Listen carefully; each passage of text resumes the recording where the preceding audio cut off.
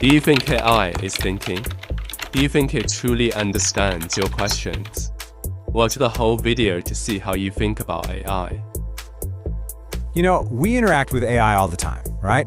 And it's so good at talking and reasoning that we naturally call it an agent. But is that what's really happening inside the box? In this explainer, we're going to dig into that idea and, well, you might be surprised by what we find. I mean, look at this. When you see something like this, spitting out complex answers, writing poetry, or arguing a point, your brain just can't help it. You see a mind at work. It feels like you're talking to someone or something that's actually thinking. But what if that feeling, that powerful gut instinct, is just an illusion, a really, really convincing one? So it makes you wonder, right? Does it actually have goals? Does it have intentions? Should we be worried about what it wants? The whole perspective we're exploring today suggests that maybe, just maybe, we've been looking at this whole thing completely backwards.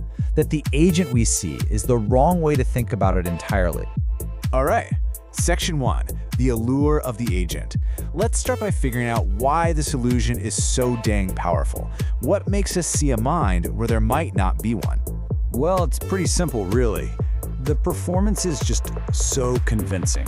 I mean, these AIs can persuade you, they can reason through a problem, they can even get stuck in a weird argument loop. It acts like it has a mind of its own.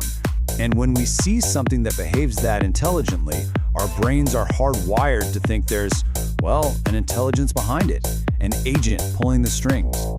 Okay, this slide right here, this is the heart of the whole thing. On the one hand, you have what we see, an agent, something with goals, intentions, making decisions. But on the other hand, you have what it actually is, just a really, really complex math function. It's not deciding anything, it's just calculating the probability of what word or part of a word should come next. No mind, no goals, just pure math. So, let's dive in.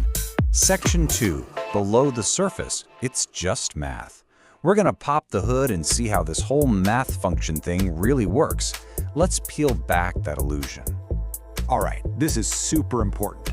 A large language model, or LLM, isn't a brain. It's not thinking. It has one job and one job only: to generate the next token. Think of it as a word or a piece of a word based on pure probability. It does this inside something called a high-dimensional vector space, which sounds complicated, but just imagine a massive, invisible landscape of possibilities. It's less like a person thinking and more like a weather system, a storm of probabilities where it's just trying to predict where the next raindrop will fall. And this image, this is the perfect way to picture it. So get that image of a robot brain out of your head. Instead, think of this: a dynamic field of mathematical signals. What you're seeing here isn't a scan of a mind. It's more like a diagnostic screen for that weather system we were talking about. This is the weather map for language, not a window into a soul. So how does it think?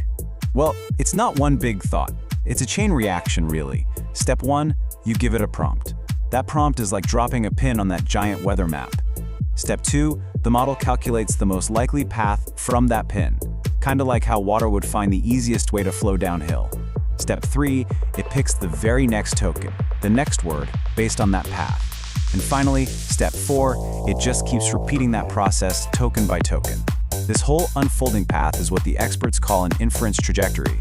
It's the journey the math takes through that probability field. All right, Section 3, when trajectories go wrong. Now here's where this new way of thinking gets really interesting. It completely flips how we look at AI mistakes. Because if there's no agent, then there are no bad intentions. The problem is something else entirely. Think about it.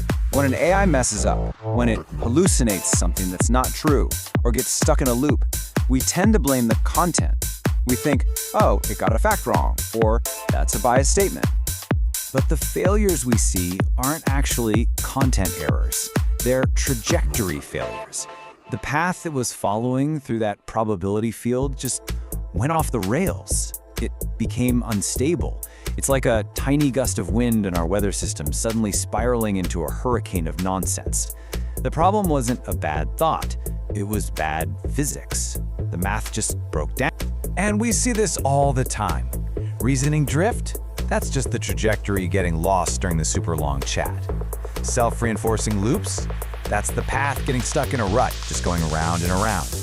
And this one's really sneaky. De facto authority. That's when the AI sounds so smooth and confident that we start to believe it has real authority, even when it's just following a probable path. See? None of these are moral failures. They're just bugs, predictable glitches in the system's dynamics. Okay, final section. A new perspective on safety. This is the big takeaway. If the problem isn't a moral one, then what does that mean for AI safety? It means trying to teach it ethics is, well, it's missing the point. There's this fantastic quote that completely reframes the idea of ethics for AI. It says, ethics is operationally defined as mechanisms that reduce impulsive behavioral responses. What does that mean? It means ethics isn't about teaching right from wrong. For an AI, ethics is about building in guardrails. It's about adding shock absorbers to the system to keep its trajectory stable, to stop it from flying off the handle impulsively. And that brings us to this final comparison, which really puts a bow on everything. The old question was, how do we teach an agent to be moral? It's a philosophy question.